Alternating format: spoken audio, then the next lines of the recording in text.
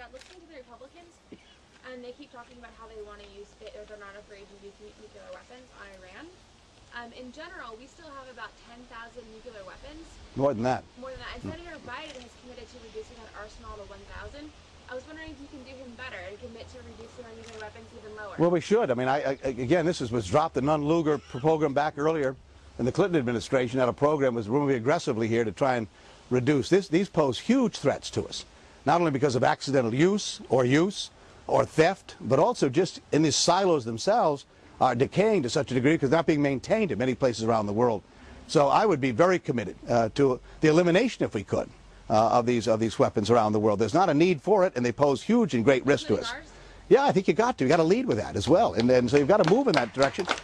And let me say to you as well, you know, this is again the world has changed out here. We have a different set of obligations and threats that are emerging, and relying on Cold War technology to address the threats that we face in the 21st century made no more sense than trying to maintain the cavalry, as some did, in the late 1930s, because it worked effectively in World War I.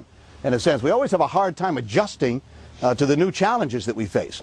And we need to do that here as well. And one way to build that kind of relationship around the world is by taking the lead on this. You wouldn't do it unilaterally, but you do it in the context of other nations as well. But that ought to be a part of it.